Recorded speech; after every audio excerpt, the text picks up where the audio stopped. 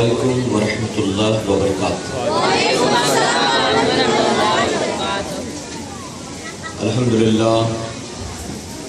الحمدللہ رب العالمین والعاقبۃ للمتقین والصلاة والسلام علی سید الانبیاء والمرسلین اما بعد فاعوذ باللہ من الشیطان الرجیم بسم اللہ الرحمن الرحیم ان اللہ وملائکتہ یصلون علی النبی یا ایہا الذین آمنوا صلوا علیہ وسلموا تسلیما اللہم صلی علی سیدنا و شفیعنا و نبینا و مولانا محمد بارک وسلم صلوا علیہ صلاۃ و سلام علیک یا رسول اللہ صلاۃ و سلام علیک یا حبیب اللہ صلی اللہ تعالی علیہ وسلم صدق اللہ مولانا العلی العظیم و صدق نبی الامین المختار الکریم ونحن علی ذلک لمن الشاہدین والشاکرین والحمد للہ رب العالمین۔ باد توحید کے متوالوں، شمع رسالت کے پروانوں، غوث و خواجہ اور رضا کے چاہنے والوں، آئیے سب سے پہلے ہم اور آپ نہایت ہی ادب اور احترام کے ساتھ اپنے اور ساری کائنات کے مرکز عقیدت جناب محمد رسول اللہ صلی اللہ تعالی علیہ وسلم کی بارگاہ بے کس پناہ میں جس طرح سے میں آپ کو پڑھاؤں میرے ساتھ مل کر بآواز بلند ہدیہ غلامی درود و سلام کے انداز میں پیش کریں۔ پڑھیں الصلاۃ والسلام علیک یا رسول اللہ، الصلاۃ والسلام علیک یا حبیب اللہ، الصلاۃ والسلام علیک یا نبی اللہ وعلی آلک واصحابک یا نور اللہ صلی اللہ تعالی علیہ وسلم۔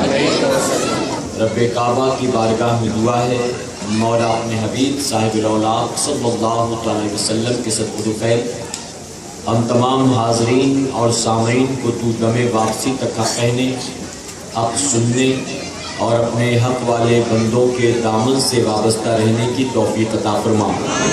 ساتھ ہی بارگاہ رب العزت میں دعا ہے کہ مولا ہم گناہ گاروں سیاہ کاروں کو اہل بیت اطہار کی محبت دنیا اور اس محبت نصیب فرما، اور اس محبت کا صلہ دنیا اور آخرت دونوں جہاں میں ہمیں نصیب فرما۔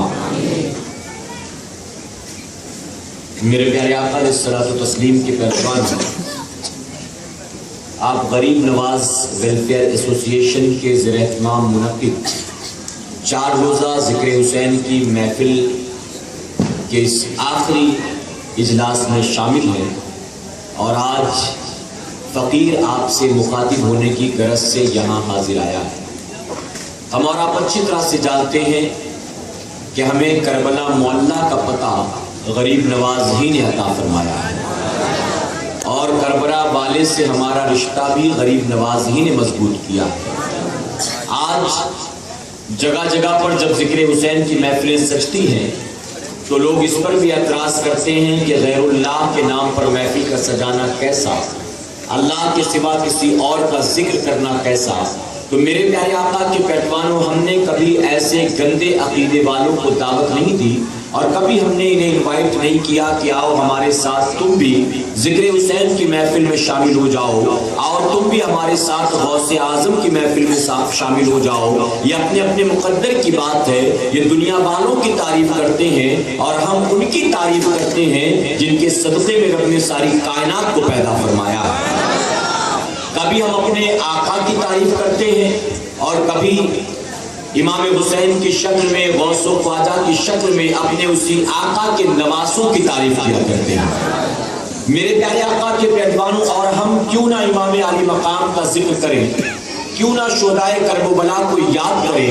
اس کی وجہ یہ ہے کہ ہندوستان ہندوستان کی سرزمین پر ذکر حسین کی محفل یا امام عالی مقام کا تذکرہ یہ سب سے پہلے بمبئی کے مسلمانوں نے نہیں کیا، یہ بریلی والوں نے نہیں کیا، یہ آج کے مسلک اعلیٰ حضرت کے ماننے والوں نے نہیں کیا، بلکہ ہندوستان کی سرزمین پر سب سے پہلے ذکر حسین اس نے کیا ہے جس نے ہندوستان والوں کو ایمان کی دولت عطا فرمائی، اور جانتے وہ کوئی اور نہیں بلکہ وہ میرے غریب نواز۔ یہ غریب نواز نے خود بھی امام عالی مقام کا ذکر کیا، امام حسین کا ذکر غریب نواز نے فرمایا۔ اور غریب نواز کون ہے؟ غریب نواز آج کے کسی بریلوی کا نام نہیں ہے، غریب نواز آج کے کسی مسلک اعلیٰ حضرت کے ماننے والے کا نام نہیں ہے۔ وہ یہ نہ کہے کہ یہ بریلوی لوگ ہی مناتے ہیں، علاوہ ان کے اور کوئی نہیں کرتا ہے، یہ آج کے سنیوں نے نئی نئی چیزیں ایجاد کر لی ہے، یہ بدعت ہے۔ اے سرکار مدینہ علیہ الصلوۃ والتسلیم کے پیروانوں، آپ کو شاید یاد ہو اس سال غریب نواز کا 800 سالہ عرس منایا گیا ہے، یعنی غریب نواز کا عرس 800 سال سے منایا جا رہا ہے۔ تو ذکر حسین کی محفل جو ہے وہ گویا غریب نواز نے سجایا تھا، امام حسین کا ذکر گویا غریب نواز نے کیا تھا۔ تو پتا چلا کہ یہ امام عالی مقام کے نام پر محفلیں آج کا بریلی بھی نہیں سجاتا ہے، بلکہ خود غریب نواز نے بھی امام حسین کا ذکر فرمایا ہے۔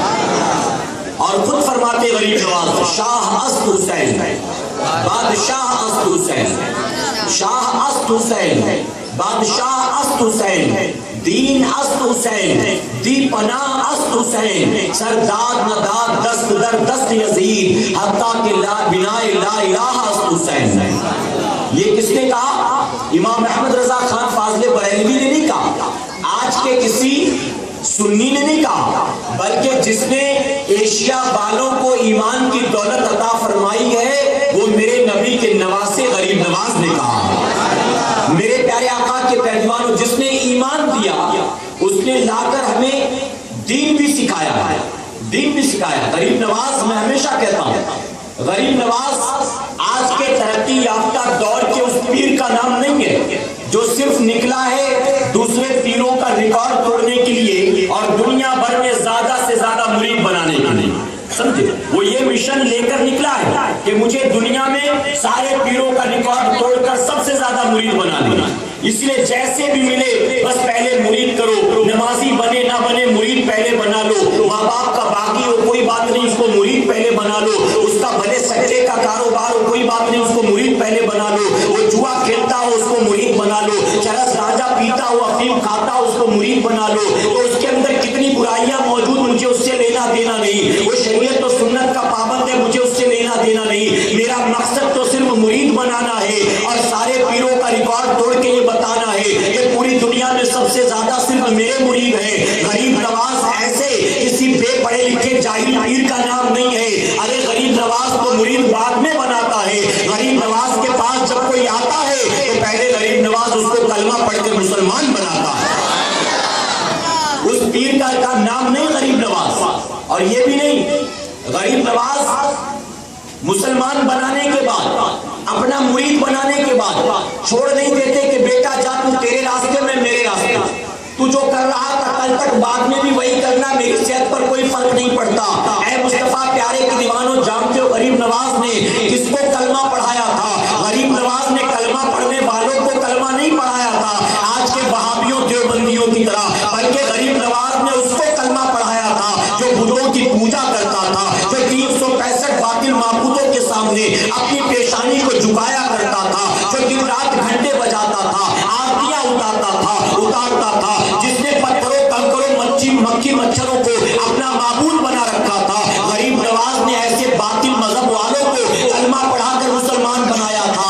غریب نواز صرف کلمہ پڑھاتے اور صرف مرید بنا کر چھوڑ دیتے تو وہ غریب نواز کا مرید بھی ہوتا اور مندروں میں بھی جاتا، بت قدوں میں بھی جاتا، گھر پر جا کر آرتیاں بھی اتارتا۔ اس لیے غریب نواز نے کلمہ پڑھا کر چھوڑ نہیں دیا ہے، بلکہ جس کو مسلمان بنایا ہے اس کو بٹھا کر پورا دین بھی سکھایا ہے، اس کو قرآن پڑھنا بھی سکھایا ہے، اس کو سجدوں کا شعور بھی عطا فرمایا ہے۔ اے سرکار مدینہ کے پیروانوں، تو جس غریب نواز نے ہندوستان کے سرزمین والوں کو کلمہ پڑھایا ہے، مدینے کے تاجدار سے جس نے رشتہ مضبوط کیا ہے، اسی غریب نواز نے امام حسین کا ذکر بھی کیا ہے۔ تو جب غریب نواز ذکر حسین کرتے ہیں، ان کا کرنا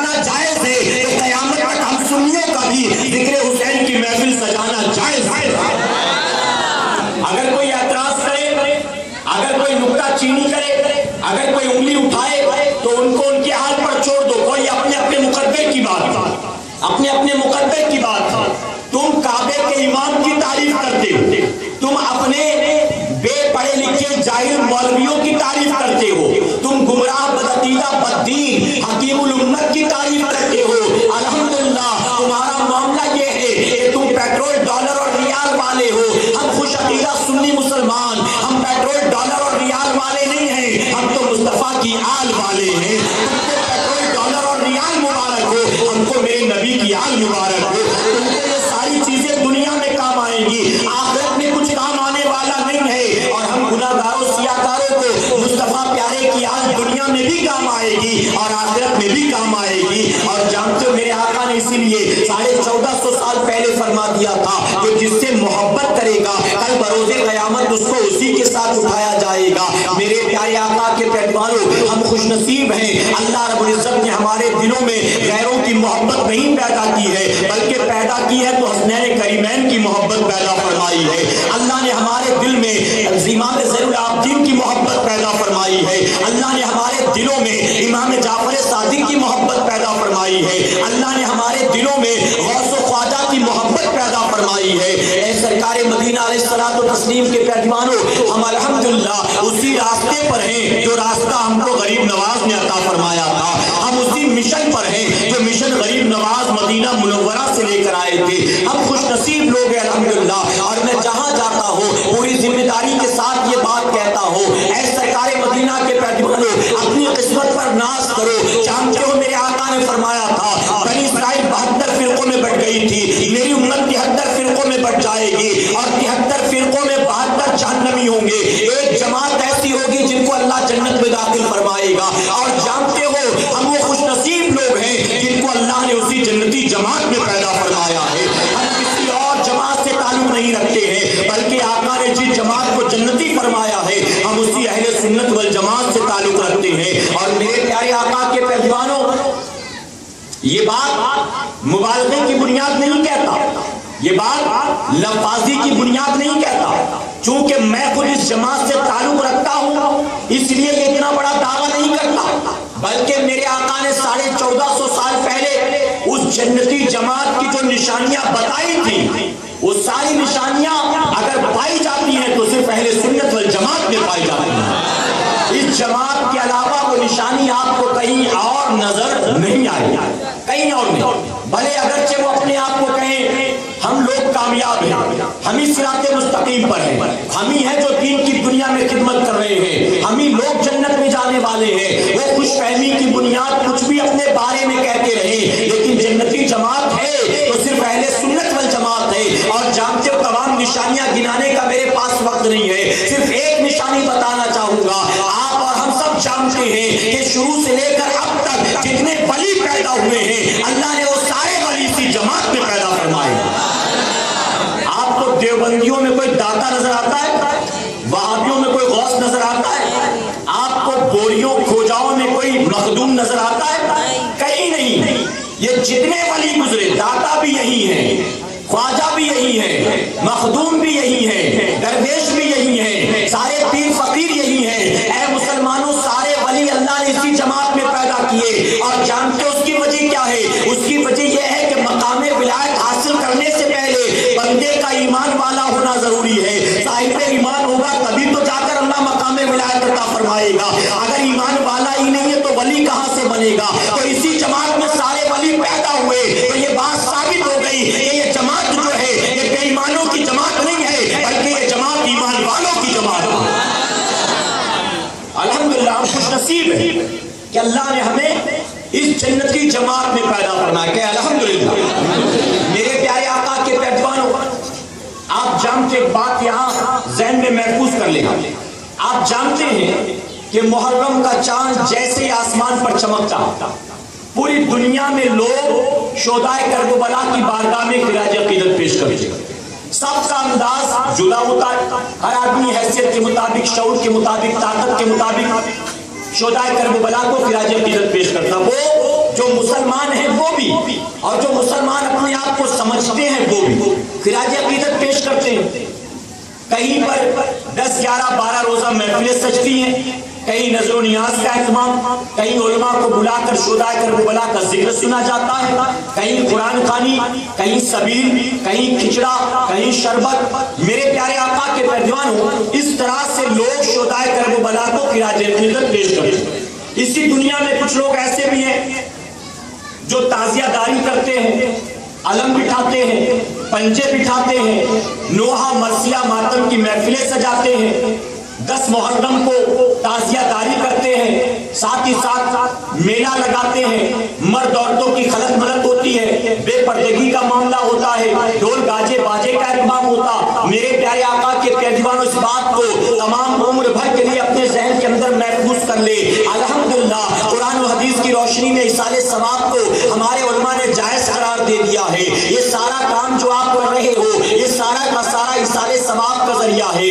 اب جب بندہ کوئی ایصال ثواب کا کام کرے، وہ چاہے اللہ والوں کے لیے کرے، چاہے اپنے عام مرحومین کے لیے کرے، چاہے غوث و خواجہ کے لیے کرے، شہدائے کربلا کے لیے کرے، یا اپنے باپ دادا کے لیے کرے، جب ایصال ثواب کے نام پر کوئی کام کیا جائے تو اس بات کو اچھی طرح سے سمجھ لیں کہ ایصال ثواب کے نام پر کیا جانے والا کام اگر شریعت و سنت کے مطابق ہو تو اللہ تبارک تعالیٰ کرنے والے کو بھی ثواب عطا فرمائے گا، اور جس کے نام پر کیا جائے اللہ اس کو بھی ثواب عطا فرمائے گا، دونوں کو اللہ برابر کا انعام عطا فرمائے گا۔ لیکن ایصال ثواب کے نام پر کیا جانے والا کوئی عمل اگر شریعت و سنت سے ٹکراتا ہو تو جس کے نام پر کیا جائے نہ اس کو کوئی فائدہ ہوگا، نہ جو کرتا ہو اس کو کوئی فائدہ ہوگا، اور یہ نہ کہ صرف کرنے والا فائدے سے محروم رہے گا بلکہ ممکن ہے اس کا وہ عمل جو شریعت و سنت سے ٹکراتا ہو قیامت کے دن اس کی پکڑ کا ذریعہ بھی بن جائے۔ اللہ رب العزت سختی سے اس بندے کی پکڑ بھی فرما لے۔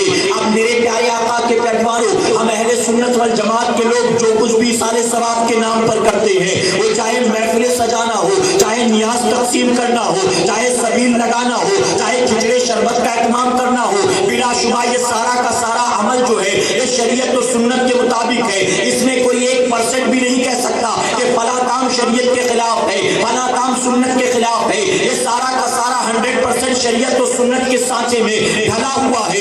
علاوہ اس کے باقی ساری چیزوں جو میں نے گنائی ہیں ان کا شریعت و سنت سے کوئی لینا دینا نہیں ہے، اور جانتے ہیں سارے کام کرنے والے کو نہ کوئی ثواب ملے گا، نہ امام حسین ان سے خوش ہونے والے ہیں۔ اس بات کو ذہن میں محفوظ کر لو۔ میرے پیارے آقا کے پیروانوں، آج اپنے معاشرے کا جائزہ لینے کے بعد ترقی یافتہ دور کے نوجوانوں کی زندگیوں کو دیکھنے کے بعد بہت معذرت کے ساتھ کہنا پڑتا ہے آج کا سنی، آج کا حسینی کہلانے والا نوجوان داستان کربلا تو یاد ہے اسے، لیکن اس نے پیغام کربلا کو کب کا فراموش کر دیا۔ داستان کربلا اسے معلوم ہے، کربلا میں جنگ کس کے درمیان ہوئی ہر کوئی جانتا ہے، یزیدیوں کے درمیان اور امام حسین کے درمیان۔ امام حسین کے ساتھ کتنے تھے یزیدیوں کی مدد کے لیے، یزیدی کتنے تھے یزید کی مدد کے لیے، یزید کی حمایت میں۔ امام علی مقام کے جس جوان بیٹے کو ذبح کیا یزیدیوں نے، ان کا نام کیا، ننھے بچے کا نام کیا، یہ ساری چیزیں آج کا مسلمان جانتا ہے۔ گویا داستان کربلا یاد ہے، پیغام کربلا کو کب کا فراموش کر دیا۔ اگر اے سرکار مدینہ کے پیروانوں ہمیں اور آپ کو پیغام کربلا یاد ہوتا تو یقیناً ہم نے سے کوئی ایک بھی بے نمازی نہ ہوتا۔ اگر ہمیں اور آپ کو پیغام کربلا یاد ہوتا ہم میں سے ایک بھی داڑھی منڈانے والا نہ ہوتا۔ ہمیں اور آپ کو پیغام کربلا یاد ہوتا ہم میں سے ایک بھی فلمیں دیکھنے والا نہ ہوتا، جھوٹ بولنے والا نہ ہوتا، گالی گلوچ کرنے والا نہ ہوتا، غیبت چغلی کرنے والا نہ ہوتا، دوسروں کی بہو بیٹیوں پر گندی نظریں ڈالنے والا نہ ہوتا، گلی کے نکڑ پر کھڑے ہو کر کسی کی بہو بیٹی کے پیچھے سیٹیاں بجانے والا نہ ہوتا۔ اے مسلمانوں، اگر کوئی مسلمان حقیقت میں امام علی مقام کے کربلا کے پیغام کو یاد رکھتا تو شراب کے قریب نہ جاتا، وہ جوا کے قریب نہ جاتا، وہ نشہ و دوائیوں کے قریب نہ جاتا۔ آج جانتے ہو کون سی برائی ہے ہماری آبادی میں جو نہیں پائی جاتی ہے؟ آج کے دور کا مسلمان اپنی زبان سے کہتا ہم حسینی ہیں، ہم حسینی ہیں، ہم حسینی ہیں، لیکن اگر گریبان میں جھانک کر دیکھے تو خود اسے تسلیم کرنا پڑے گا۔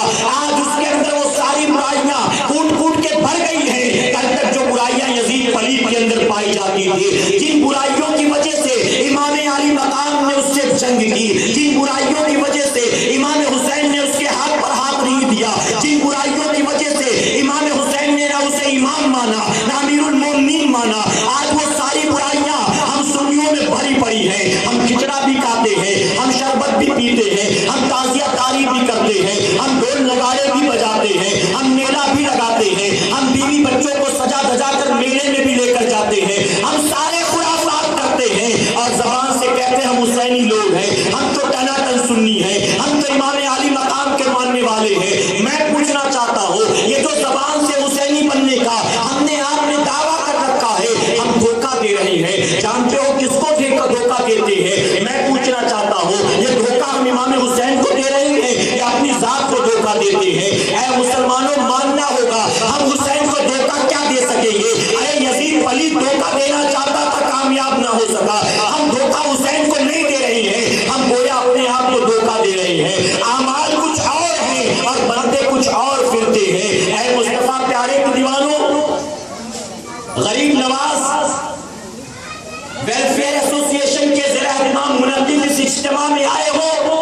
سنو, غریب نواز کی زندگی کے لمحات کیا ایسے ہی گزرتے کہ جیسے ہمارے آپ کے گزرتے ہیں؟ کیا غریب نواز بھی معاذ اللہ آج کے کسی گنہگار و سیاہکار کی طرح تھے, فلمیں دیکھنے والوں کی طرح تھے؟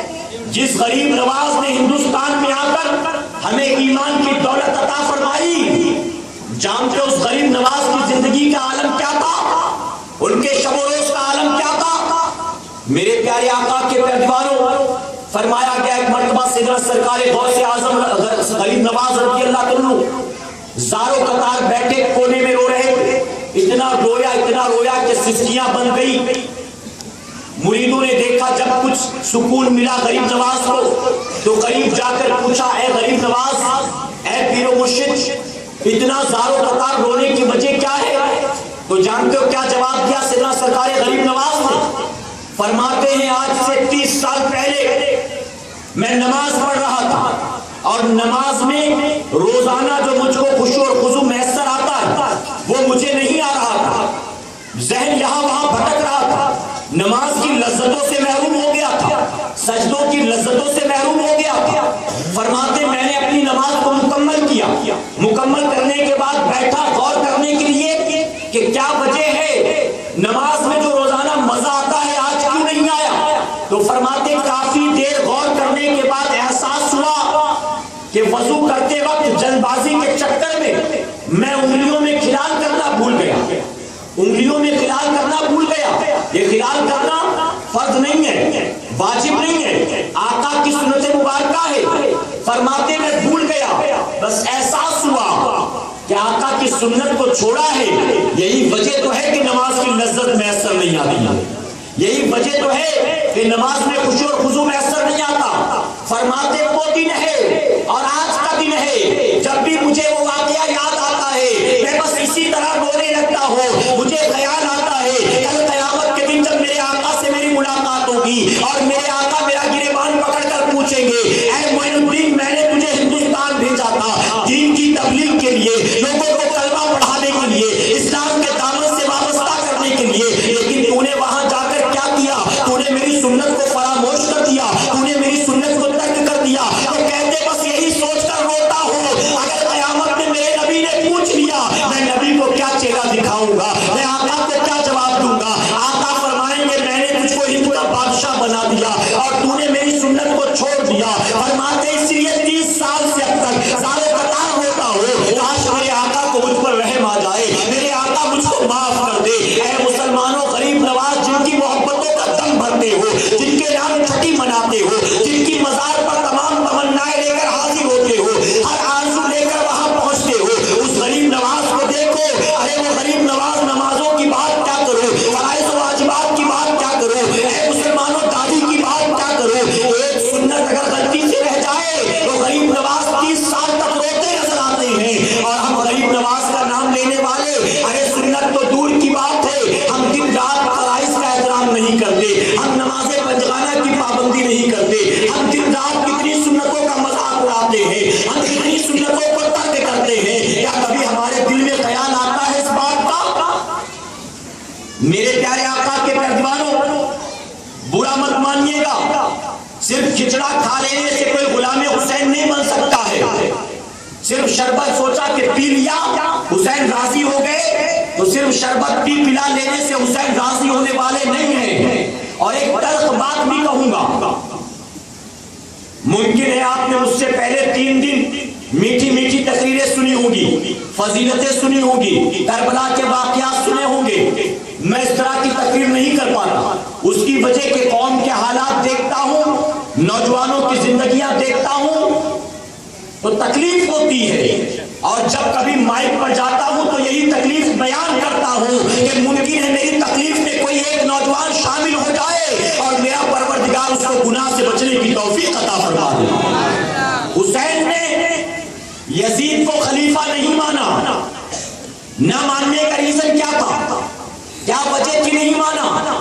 اس کی وجہ یہ ہے کہ یزید کے اندر بے شمار برائیاں پائی جاتی، آپ نے سنا ہوگا، وہ داڑھی منڈاتا تھا، بے نمازی تھا، بے شمار برائیاں اس کے اندر۔ اے سنیوں کبھی غور کیا، ایک آدمی جو داڑھی منڈاتا ہو، ایک آدمی جو بے نمازی ہو، ایک آدمی جو جھوٹا ہو، ایک آدمی جو وعدہ خلاف ہو، ارے حسین جب کسی داڑھی منڈانے والے کے ہاتھ میں ہاتھ دینا پسند نہیں کرتے، ایک بے نمازی کے ہاتھ میں ہاتھ دینا پسند نہیں کرتے، ایک جھوٹے کے ہاتھ میں ہاتھ دینا پسند نہیں کرتے، آج کوئی بے نمازی کھچڑا بنائے گا، کیا حسین اس کا کھچڑا قبول فرمائیں گے؟ ارے جب جان پر بن پڑی تھی حسین کے، ان کے بیٹوں کے بھائیوں بھتیجوں بھانجوں کے، حسین نے پرواہ نہیں کی جان کی، اپنے کلبے اور خاندان کی، سب کچھ لٹا دیا، یہ بتا دیا حسین بے نمازی کے ہاتھ پر ہاتھ نہیں دے سکتا، سر دینا پڑے تو دے دے گا، جان دینی پڑے تو دے دے گا، کلبہ لٹانا پڑے لٹا دے گا، لیکن حسین بے نمازی کے ہاتھ پر ہاتھ نہیں دے گا۔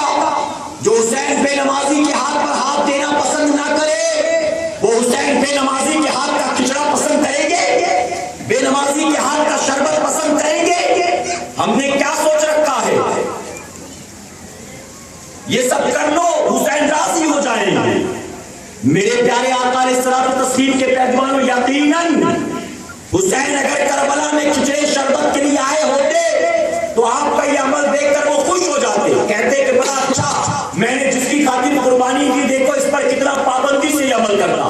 حسین کھچڑے شربت کے لیے تو آئے نہیں تھے، حسین جس لیے آئے تھے، کیا ہم اس پر عمل کر رہے ہیں؟ بتاؤ، ہمارا اس پر کتنا عمل ہے؟ بتاؤ میرے پیارے آقا کے پیروانوں، رات کا اندھیرا جب چھاتا تھا تو یزید کے محل سے ناچ گانے کی آواز آتی تھی، اس کے محل میں باقاعدہ ناچنے والیاں تھیں، رقاصائیں تھیں، ڈھول بجانے والے تھے، طبلہ بجانے والے تھے، ہارمونیم بجانے والے تھے، باقاعدہ ان کو موٹی موٹی تنخواہیں دی جاتی تھی، ہر رات شراب شباب و کباب کی محفل سجتی تھی۔ حسین نے دیکھا یزید کے محل سے ناچ گانے کی آواز آتی ہے، میں ہرگز اس کو پسند نہیں کر سکتا، وہ کلمہ پڑھتا ہے، وہ مسلمان کہلاتا ہے، حضرت امیر معاویہ کا بیٹا ہے، اس کے محل سے ناچ گانے کی آواز آئے، حسین نے گوارا نہ کیا۔ میں پوچھنا چاہتا ہوں، یزید پلید کے محل سے ناچ گانے کی آواز آتی تھی، حسین نے گوارا نہ کیا۔ حسینیوں، تمہارے گھر سے رات دن ناچ گانے کی آواز آتی ہے،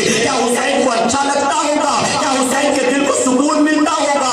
آج کے ترقی یافتہ دور کے مسلمان کو دیکھو، اللہ اکبر، ناچ گانے کا اتنا شوقین ہو گیا، ناچ گانے کا اتنا شوقین ہو گیا، فلم ریلیز ابھی نہیں ہوئی ہے، ریلیز ہونے سے پہلے اپنے موبائل میں گانے ڈاؤن لوڈ کر لیتا ہے، پیسہ خرچ کر کے گانا بھرواتا ہے موبائل میں، اور شام کو گھر آنے کے بعد جب دوست احباب سے ملاقات ہوتی ہے، ہر دوست سے پوچھتا ہے تیرے پاس فلاں فلم کا گانا ہے کہ نہیں ہے؟ اس نے کہا نہیں میرے پاس نہیں ہے، تو فوراً خوشی خوشی کہتا میرے پاس ہے، بلوٹوتھ آن کر میں تجھے ابھی دیتا ہوں، اور اس کے بعد سارے دوست کہتے کہ مجھے بھی دے، مجھے بھی دے، ہر ایک سے کہتا ہے کہ بلوٹوتھ آن کر دو میں بانٹتا ہوں، ایسا لگتا ہے بڑا نیکی کا کام کرتا ہے، اس کے لیے یہ صدقہ جاریہ بننے والا ہے، جہاں تک پہنچے گا اللہ اس کو انعام عطا کرنے والا ہے۔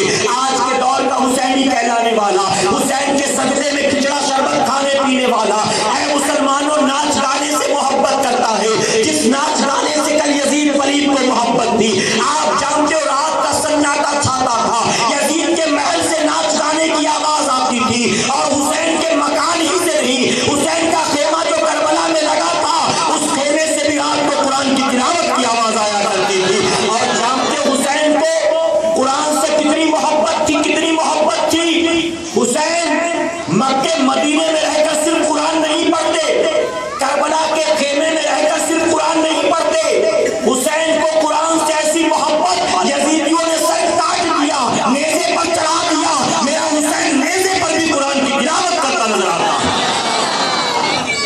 اور یہ سنی، یہ حسینی، اس کو دنیا کی ساری لینگویجز آتی ہیں، نہیں آتا تو قرآن پڑھنا نہیں آتا، اس کو قرآن پڑھنا نہیں آتا ہے۔ بچے کے لیے کانوینٹ اسکول میں ہر مہینے 1500 فیس بھریں گے، 5000 روپیہ سال میں خرچ کر کے پکنک پر بھیجیں گے، پروجیکٹ اور ایکسٹرا لیکچر کے نام پر، ٹیوشن کے نام پر سال بھر میں ہزاروں روپے خرچ کریں گے، لیکن اگر کوئی حافظ قرآن کہے میں تمہارے بچے کو قرآن پڑھانے کے لیے 100 روپیہ مہینے کا لوں گا، تو جانتے ہو سینے پر سانپ لوٹ جاتا ہے، دل پر پتھر رکھ کر کہتا ہے 100 روپے حضرت نہیں لگتا کہ بہت زیادہ ہے؟ ارے یہ مسلمان جو ہزاروں روپے مہینے بھر میں اپنی نفس پر خرچ کرتا ہے، اپنے دین کو اس نے کتنا حقیر سمجھ رکھا ہے، اس نے اپنے دین کو کتنا گیا گزرا سمجھ رکھا ہے، اپنے بچے کو ٹیوشن کے نام پر 500 روپے دے گا، ٹیکسی وین اور بس کے نام پر اسکول لانے لے جانے کے لیے ہر مہینہ 500 روپیہ دے گا، اسکول کی فیس 1000 روپے دے گا، لیکن جو قرآن قبر میں کام آنے والا ہے، جو قرآن اس کو جنت میں لے جانے والا ہے، اس قرآن کو پڑھانے کے لیے اس کو 100 روپیہ دینے کی توفیق نہیں ہوتی ہے۔ اے مصطفیٰ پیارے کے دیوانے، آج ہم مسلمانوں نے خود دین کو کتنا حقیر سمجھ رکھا ہے، آج دنیا مسلمانوں کو ذلیل کر رہی ہے، آج دنیا مسلمانوں کو دہشت گرد سمجھتی ہے، آج دنیا مسلمانوں کو حقارت کی نظر سے دیکھتی ہے، تو جانتے اس کی وجہ کیا ہے؟ اس کی وجہ کہ ہم مسلمانوں نے خود اپنے دین کو حقیر سمجھنا شروع کر دیا ہے، ہم نے دین کو بیکورڈ کلاس کا سمجھنا شروع کر دیا ہے، ہم نے دین کو پچھڑا ہوا سمجھنا شروع کر دیا ہے۔ اور میں مثالیں آپ کے سامنے پیش کرتا ہوں، ایک باپ اپنی بیٹی کی شادی میں ویڈیو شوٹنگ والے کو 15000 روپے دیتا ہے، بینڈ باجے والے کو 15000 روپے دیتا ہے، فوٹوگرافر کو 5000 روپے دیتا ہے، کھلانے پلانے والے کو 1.5-2 لاکھ روپے دیتا ہے، منڈپ ڈیکوریشن والے کو 60-70 ہزار روپے دیتا ہے۔ ایک باپ اپنی بیٹی یا بیٹے کے نکاح میں ان تمام فضول خرچیوں میں لاکھوں خرچ کر دیتا ہے، لیکن جو امام آ کر، جو قاضی آ کر اس کی بیٹی یا بیٹے کا نکاح پڑھاتا ہے، اس کو 551 روپے دیتا ہے، اور وہ بھی دل پر پتھر رکھ کر۔ اگر قاضی صاحب نے 551 دیکھ کر منہ چھوٹا کر لیا، چہرہ مرجھا لیا، تو فوراً کہتا ہے بدلے ڈالتے ہوئے، یہ فوراً کہتا ہے بتاتے اور جتاتے ہوئے، یہ حضرت کیا لگتا ہے کم دیا ہے ہم نے، یعنی ہم نے تو اتنا دے دیا کہ زندگی بھر آپ کا گزارا ہو جائے گا، 551 کے لائق بھی آپ نہیں تھے معاذ اللہ۔ اے مصطفیٰ پیارے کے دیوانوں، میں پوچھنا چاہتا ہوں، ہم نے اپنی مسجد کے امام کو، ہماری بیٹی کے نکاح کو جس نے پڑھایا ہے، جس نے ایک حلال جائز رشتے کو جوڑا ہے، جانتے ہو اس کرانے والے کو ہم نے بینڈ باجے والے سے گیا گزرا سمجھا ہے معاذ اللہ۔ آج مسجد کے امام کو کتنی تنخواہ ملتی ہے؟ کسی شاپنگ سینٹر میں، کسی مال میں جو واچ مین ہوتا ہے، سیکورٹی گارڈ، اس سیکورٹی گارڈ سے کم تنخواہ ہماری مسجدوں کے امام کو ملا کرتی ہے۔ ہماری مسجد کے امام کو، غلط تو نہیں کہہ رہا ہوں، ہم نے خود دین کو حقیر سمجھا، ہم نے خود دین کو گیا گزرا سمجھا، دوسروں سے کیا توقع کرے کہ لوگ عزت کریں گے؟ ہمارا امام واچ مین سے کم تنخواہ کماتا ہے، ٹیکسی ڈرائیور سے کم اس کی تنخواہ۔ ایک ٹیکسی ڈرائیور دن میں جتنا کما لیتا ہے، مہینے بھر میں جتنا جمع کر لیتا ہے، ایک رکشے والا دن میں جتنا کما لیتا ہے، ہمارا امام اس سے بھی گیا گزرا۔ یہ ہم نے خود حقیر سمجھا ہے دین کو۔ دنیا سے کیا توقع کرے؟ عیسائی ہماری عزت کرے گا؟ یہودی ہماری عزت کرے گا؟ کسی بہت بڑے مفکر نے کہا تھا، تم چاہتے ہو دنیا تمہیں عزت دے تو تمہیں خود پہلے اپنے آپ کو عزت دینا ہوگا۔ تم خود اپنے دین کو عزت دو، دین کا احترام کرو، تم دیکھنا دنیا بھی عزت کی نظر سے دیکھے گی۔ میرے پیارے آقا علیہ الصلوۃ والتسلیم کے پیارے دیوانوں، آج مسلمان میں عرض کر رہا تھا، ناچ گانے کا اتنا شوقین ہو گیا، فلم ریلیز ہونے سے پہلے موبائل میں گانے بھر جاتے ہو۔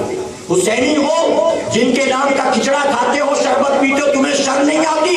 کان میں ایئر فون لگا کر وہ حرکتیں کرتے ہو جو یزید پلید کرتا تھا۔ حسین کو خوشی ہوتی ہوگی، حسین کو قرآن سے کتنی محبت ہے۔ میرے آقا نے اسی لیے فرمایا تھا، فتنوں کے پرفتن دور میں اگر چاہتے ہو تمہارے ایمان و عقیدے کی حفاظت ہو جائے، میں 2 چیزیں تمہارے درمیان چھوڑے جاتا ہوں، جو 2 ان چیزوں کو مضبوطی سے تھامے گا اس کا ایمان محفوظ ہوگا۔ اور وہ کیا تھا؟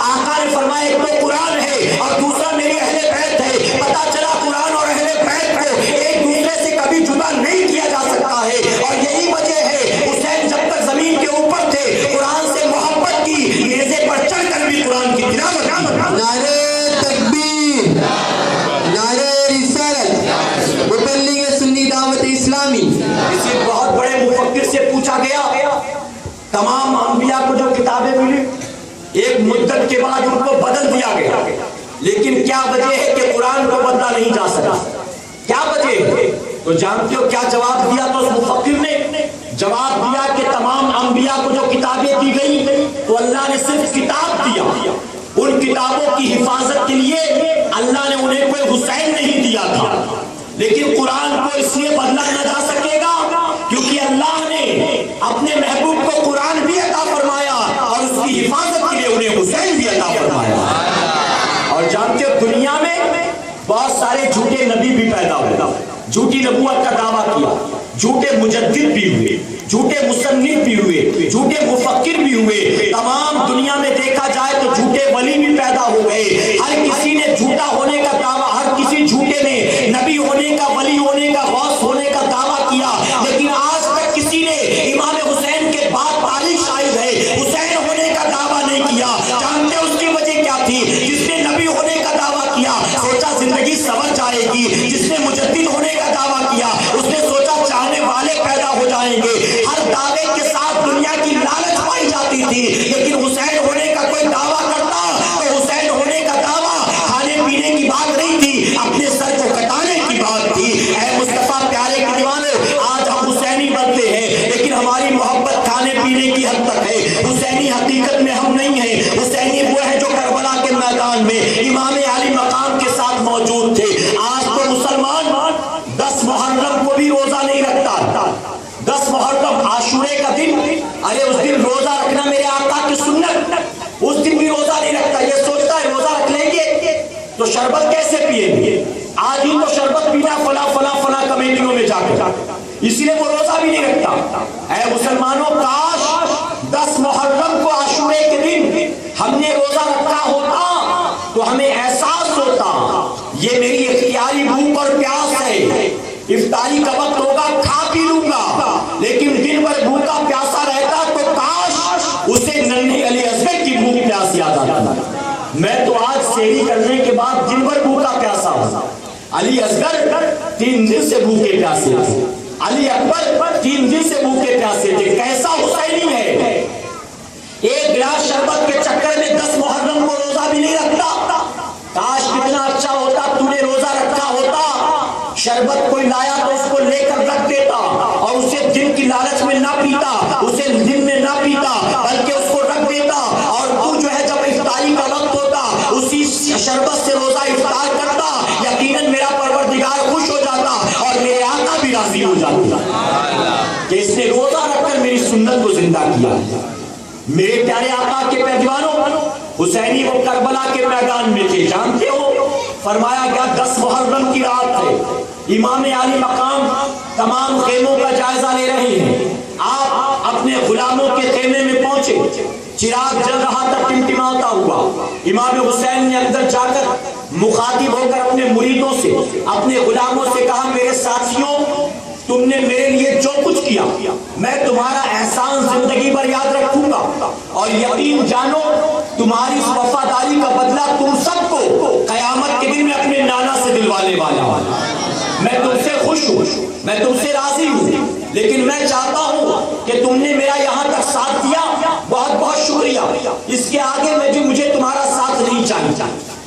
یزید کی دشمنی میرے ساتھ، کل جب صبح سورج نمودار ہوگا یزیدی تیر تلوار میری طرف چلائیں گے، اگر تم میرے ساتھ ہوئے تو ممکن ہے کہ تمہیں بھی اپنی جان سے ہاتھ دھونا پڑے، اس لیے میں چاہتا ہوں کہ تم سب چلے جاؤ واپس، تم چلے جاؤ کہ تمہاری زندگیاں محفوظ ہوگی، تم چلے جاؤ کہ تمہاری بیویاں بیوہ ہونے سے بچ جائیں گی، تم چلے جاؤ کہ تمہارے بچے یتیم ہونے سے محفوظ ہو جائیں گے، میں تم سے خوش و راضی ہوں، تم نے میرے لیے جو کچھ کیا یہ احسان زندگی پر یاد رکھوں گا، اب میں چاہتا ہوں کہ تم سب واپس چلے جاؤ۔ امام علی مقام نے مخاطب ہو کر کہا، ہر کوئی خاموش تھا، کسی طرف سے کوئی حرکت نظر نہیں آتی ہے، امام حسین مسکراتے ہیں، آپ فرماتے ہیں میں جانتا ہوں یہ چراغ چل رہا ہے، اس چراغ کی روشنی میں تمہیں میرا چہرہ نظر آتا ہے، اور جب میرا چہرہ تمہاری آنکھوں کے سامنے ہے تو میرا ساتھ چھوڑ کر جاتے تمہیں شرم آتی ہے، تمہیں حیا آتی ہے، یہی وجہ کہ تم نہیں جاتے ہو،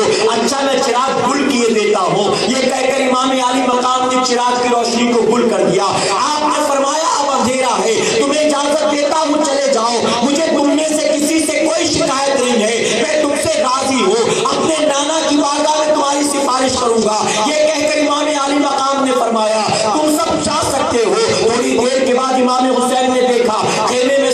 چراغ چھایا ہوا ہے. آپ نے دوبارہ چراغ کی لو کو اونچا کیا, آپ نے دوبارہ چراغ کی لو کو جلایا ہے. جانتے ہو جب دوبارہ روشنی کی ہے تو امام عالی مقام دیکھ کر حیران رہ گئے. چراغ گل کرنے سے پہلے جو ساتھی جہاں کھڑا نظر آ رہا تھا, اب دوبارہ روشن کرنے پر بھی وہ ساتھی وہیں پر کھڑے نظر آ رہے تھے.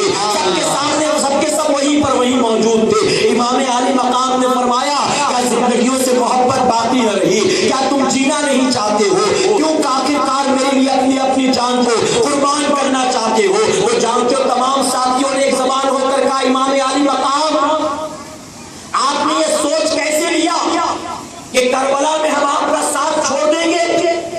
جب تک آپ مکے مدینے میں تھے ہم آپ کے ساتھ تھے, جب تک آپ کھا پی رہے تھے ہم آپ کے ساتھ تھے.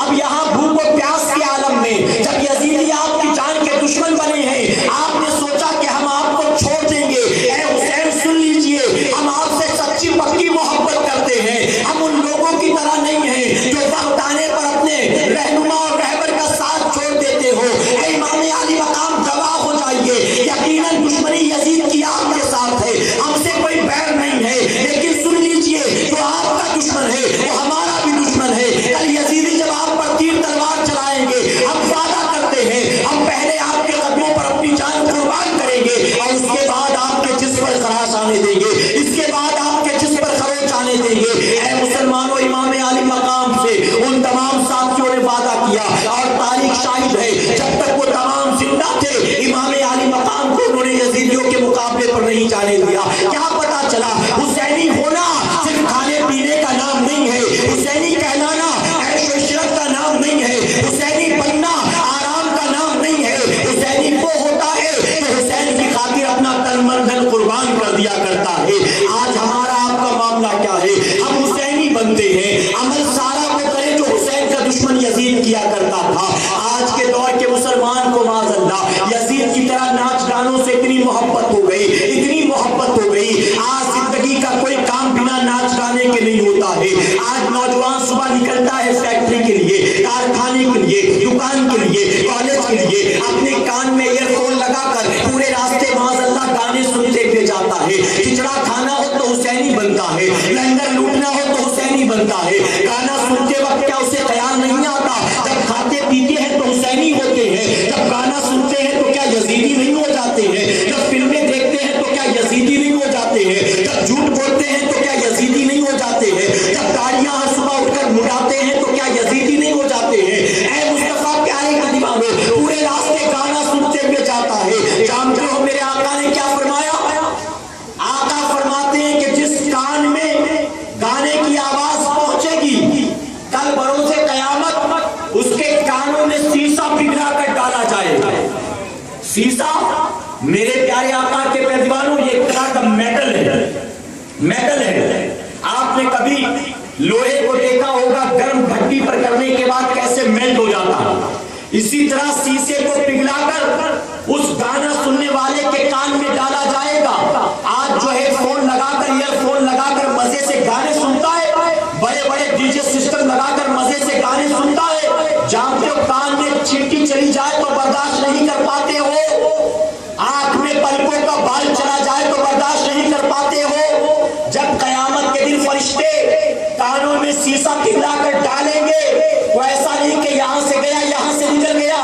نہاتے وقت پانی چلا جائے تو ایسا لگتا ہے کہ پتہ نہیں بھیجا پھٹ جائے گا, بھیجا پھٹ جائے گا.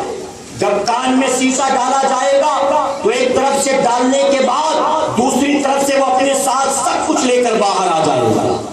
کان ہی نہیں, اندر جو کچھ موجود ہے وہ سب باہر آ جائے گا اس شیشے کے ساتھ. تیار ہو جاؤ اس دن کے لیے, یا تو توبہ کر لو ناچ گانے سے. اسلام کا قانون یہ, نبی کی سنت یہ, بچہ پیدا ہو تو ولادت کے 7ویں دن عقیقہ کیا جائے. عقیقہ سنت ہے. ہمارے یہاں عقیقہ کرے نہ کرے 40واں بڑی دھوم دھام کے ساتھ کیا جاتا ہے. بچہ 40 دن کا ہو گیا, ماں نے پاکی کا غسل لے لیا, اب بڑے بڑے اسپیکر لگا کر ڈی جے سسٹم کے ذریعے گانا بجایا جائے گا, اڑوسیوں پڑوسیوں رشتے داروں کو دعوتیں دی جائیں گی, تحفہ دیا جائے گا اور اعلان کیا جائے گا آج فلاں کے یہاں 40واں ہے, آج فلاں کے یہاں 40واں ہے. اور سن لو, صرف اتنا نہیں ہوتا, کیا نوجوان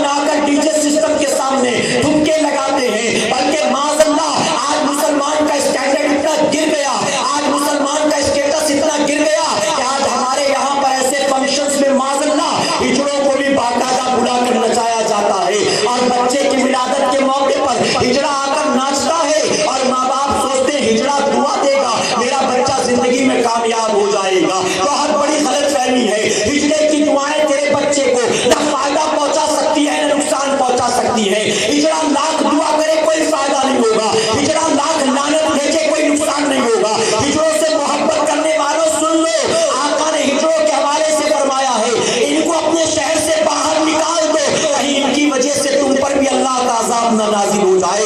آقا نے فرمایا ان کو نکالو شہر سے, اور یہاں ہم مسکراتے ہوئے اپنا بچہ ہجرے کی گود میں دے دیتے.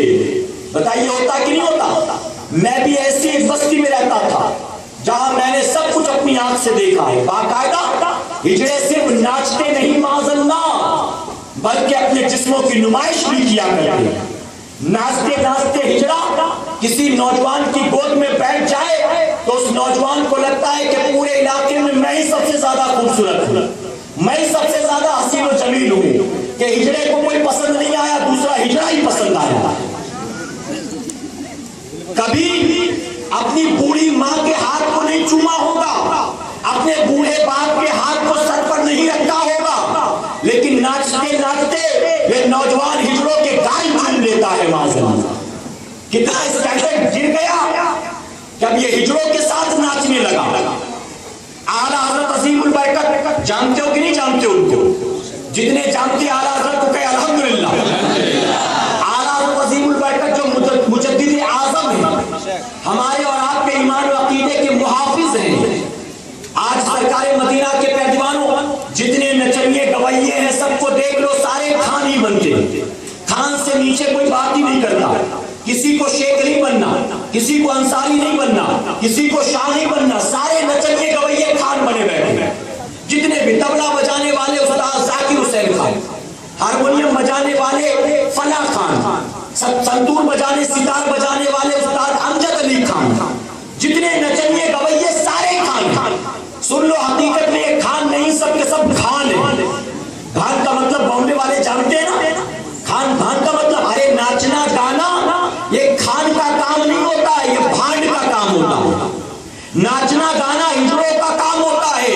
یہ جتنے نچنیے گویے خان بنے بیٹھے ہیں یہ سب ڈھونگی ہے, فریبی ہے, دھوکے باز ہیں, اپنے سرنیم بدل بدل کر خان بنے بیٹھے ہیں. ارے نچنیا گویا خان نہیں ہوتا, سچا پکا خان تو وہ ہے جس کو اللہ نے بریلی کی زمین پر پیدا فرمایا.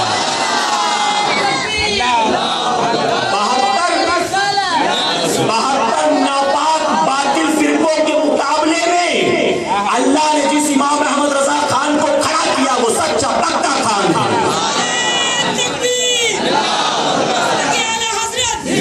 خان وہ ہے, خان حضور مفتی اعظم علیہ رحمت الاسما مصطفیٰ رضا خان ہے. میرے پیر و مرشد حضور تاج الشریعہ حضور اختر رضا خان ہے. شیخ سے اہل سنت مولانا حشمت علی صاحب خان ہے. یہ خانوں کا خاندان ہے, یہ خانوں کا کام ہے. یہ نچنیاں گویا ہونا خان کا کام نہیں ہے, یہ تو بھانڈوں کا کام ہے. سمجھے, یہ ہجڑوں کا کام ہے. یہ مسلمان کو زیبا نہیں دیتا. ہمارے یہاں منگنی ہو تو ناچ گانا, غلط تو نہیں کہہ رہا, منگنی ناچ گانا, شادی ہو تو ناچ گانا, بچے کا برتھ ڈے ہو تو ناچ گانا. ارے یہ سنی آج حسینی کہلانے والا ناچ گانے کا اتنا شوقین ہو گیا معاذ اللہ, اتنا شوقین ہو گیا معاذ اللہ کہ کسی ولی کا عرس ہوتا ہے تو وہ عرس بھی بنا ناچ گانے کے نہیں ہو پاتا. بڑے بڑے اسپیکر لگا کر قوالی بج رہی ہے اور آگے نوجوان ٹھمکا لگاتے ہوئے جا رہے ہیں.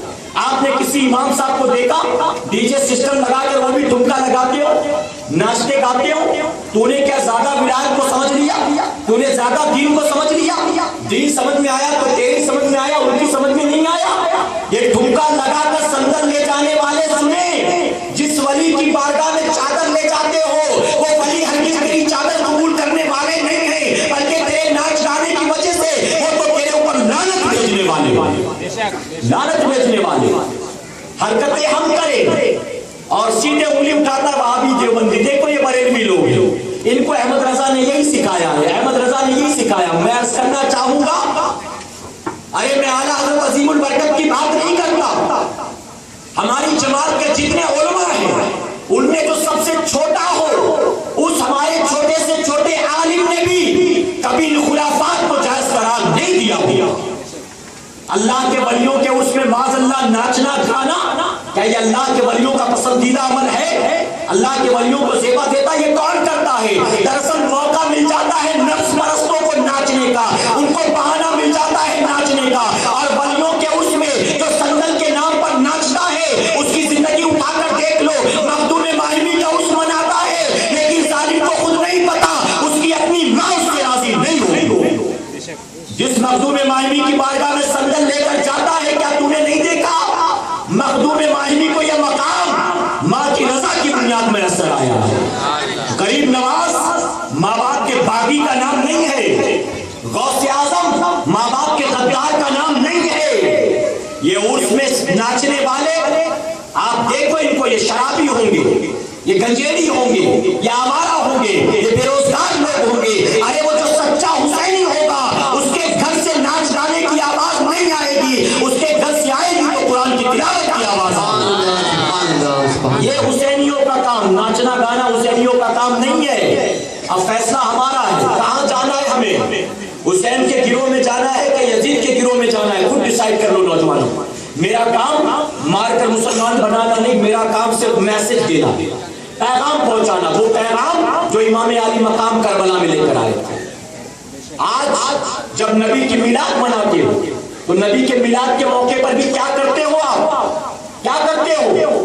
بڑے بڑے اسپیکر لگا کر رات بھر قوالی بجائی جاتی ہے، یا میوزیکل نعتیں، سادگی کے ساتھ نعتیں نہیں سنی جاتی، ڈول گاجے باجے والی نعتیں، کہیں سونا آیا، کہیں 12ویں کا چاند آیا، اور نوجوانوں کو موقع ملتا ٹھمکے لگانے کا، انہیں ناچنے گانے کا، اور کوئی انہیں منع بھی نہیں کر سکتا۔ منع کرے تو کہتا ہے تو نعت شریف سنتے ہیں، نعت شریف سنتے ہیں۔ سن لو، ڈول گاجے باجے والی نعتیں جو ہیں ان کا سننا جائز نہیں ہے۔ ڈول گاجے باجے سے محبت کرنے والوں، جس نبی کی میلاد مناتے ہو، اسی آقا نے خود 1450 سال پہلے فرمایا، آقا فرماتے میں زمین پر مضامین کو مٹانے کے لیے آیا ہوں، میں زمین پر میوزیکل انسٹرومنٹس کو ختم کرنے آیا ہوں۔ آقا فرماتے ہیں میں مضامین مٹانے آیا، اور جس دن میرے آقا آ رہے ہیں اسی دن تم مضامین بجاتے ہو، ڈول گاجے باجے والی نعتیں بجاتے ہو۔ کیا بتاؤ میرے آقا کو خوشی ہوتی ہوگی؟ آقا خوش ہوتے ہوں گے کہ میرا غلام میری میلاد منا رہا ہے؟ دیکھو آج سنی معاذ اللہ، آج حسینی کہلانے والا معاذ اللہ ناچ گانے کا ایسا شوقین، ایسا شوقین، ایسا شوقین کہ جب 10 محرم کی تاریخ آتی ہے، جسے عاشورے کا دن کہتے ہیں، عاشورے کے دن جب امام علی مقام کے ایک ساتھیوں کو، بھتیجوں، بھانجوں، بیٹوں کو یزیدی 3 دن تک بھوکا پیاسا رکھنے کے بعد کربلا کے تختے کے صحرا میں ذبح کر رہے تھے، جب 10 محرم آتی ہے تو یہ حسینی کہلانے والا سکون نہیں پاتا، یہ اس دن بھی ڈول بجاتا نظر آتا ہے معاذ اللہ، اس دن بھی ڈول بجاتا ہے۔ بتائیے ہوتا کہ نہیں ہوتا؟ میں نے یوپی بہار کے دورے کیے، میں نے دیکھا کرناٹک میں بھی ایسا ہی ہوتا ہے، 10 محرم کو معاذ اللہ ڈول بجاتے۔ میں پوچھتا ہوں کہاں سے ثابت ہے؟ کیا امام حسین نے وصیت کی تھی کہ میری شہادت کے دن جس دن میرے بچوں کو کاٹا جائے گا اس دن تم ڈول بجانا، میں تمہیں جنت میں لے جاؤں گا؟ حسین نے کہا تھا، کہاں سے ملا تمہیں یہ ڈول؟ کہاں سے ملا تمہیں یہ ہارمونیم، طبلہ، گاجا باجا کہاں سے مل گیا؟ اے سرکار مدینہ کے پہلوانوں، میں ان تمام کو دعوت دیتا ہوں، 10 محرم کو امام علی مقام کی شہادت کے دن جو ڈول بجاتا ہے اس کو واسطہ ہے اللہ کا، اسے چاہیے کہ جب اس کی والدہ کا انتقال ہو 40ویں کے دن بھی وہ ڈھول بجایا کرے، اپنے باپ کی برسی میں بھی وہ ڈھول بجایا کرے۔ ارے امام حسین ہمارے باپ سے کئی گنا زیادہ بڑھ کر ہے، ہماری مائیں، ایسی کئی مائیں امام علی مقام کی ماں پر قربان، جب ان کی شہادت کا دن آئے تو ڈھول بجاتے، ان کے نانا خوش ہوتے ہوں گے، ان کی ماں فاطمہ خوش ہوتی ہوگی۔ کیا سنا نہیں علماء سے واقعہ؟ جس دن امام حسین کو شہید کیا جانے والا تھا، کسی دیکھنے والی نے خواب میں دیکھا کہ حضرت فاطمہ الزہرا کا چہرہ افسردہ ہے اور آپ کربلا میں کنکریاں اٹھا رہی ہیں، اپنے دامن میں رکھ رہی ہیں، آپ کنکریاں چن چن کر دامن میں رکھتی ہیں۔ پوچھنے والی نے کہا فاطمہ الزہرا یہ کیا کرتی ہو؟ آپ نے کہا کل یزیدی میرے بیٹے کو شہید کرنے والے ہیں، میرا حسین گھوڑے سے زخمی ہو کر گرے گا، میں کنکریاں اٹھا رہی ہوں تاکہ میرے بیٹے کو تکلیف نہ ہو۔ اللہ اکبر، ایک کنکری حسین کو چپ جائے ان کی ماں فاطمہ گوارا نہیں کرتی ہے، اور جس دن یزیدیوں نے ذبح کر دیا ہم اس دن ڈول بجائیں، کیا فاطمہ کو خوشی ہوتی ہوگی؟ کیا ان کے نانا کو خوشی ہوتی ہوگی؟ ان کے نانا سجدہ طویل کرتے کہ حسین میری پیٹھ سے گر نہ جائے، جب تک یہ نہ اٹھے گا میں سجدے سے سر نہیں اٹھاؤں گا، اور ہم جس دن نواسے کو شہید کیا جائے ڈول بجائیں۔ میلہ لگائے، بیوی بچوں کو گھمانے پھرانے لے جائے، بچوں کو کھلونے غبارے دلائے، بیوی کو پانی پوری سیو پوری کھلائے. اے مسلمانوں یہ کہاں سے ثابت ہے جواب دو؟ یہ سارا کام جھام باطل مذہب والوں کا ہے. ان رسم و رواج میں الجھا کر رکھ دیا ہے سنیوں کو. سنی اسی میں الجھا رہے تاکہ حقیقت تک نہ پہنچ سکے. یہ ساری چیزیں حقیقت نہیں ہیں، یہ محض من گڑت رسم و رواج ہے.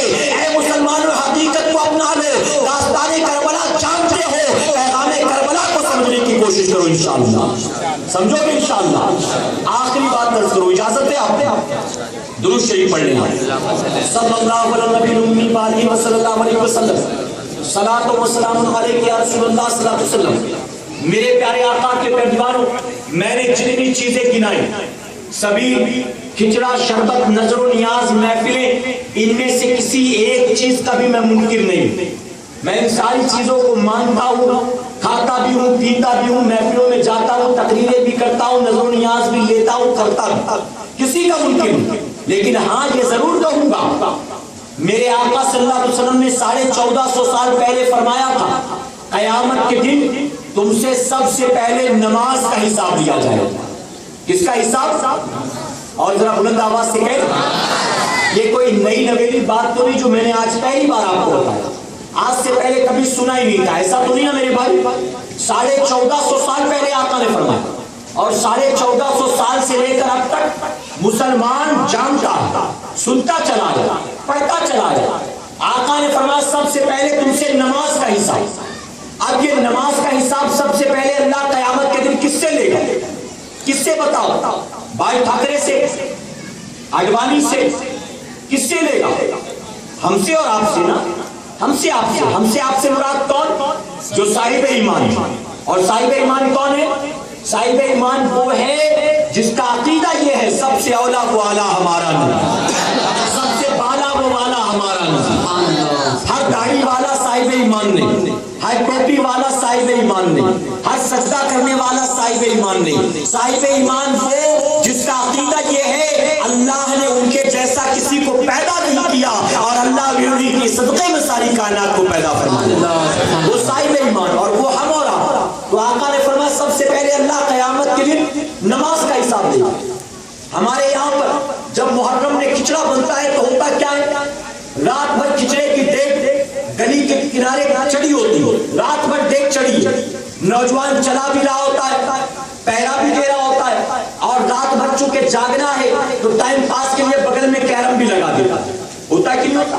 کہیں کرکٹ کھیلتے، کہیں بیڈمنٹن کھیلتے، کہیں پر کیرم کھیلتے، تو پوری رات یہ کیا جاتا ہے. اور جب فجر کی اذان ہوتی ہے تو چند بوڑھے اپنے گھر سے نکلتے ہیں اللہ کا سجدہ کرنا، اور وہ نوجوان دیگ ہی پر بیٹھا رہتا ہے. اس کو توفیق نہیں ہوتی کہ وہ دیگ چھوڑ کر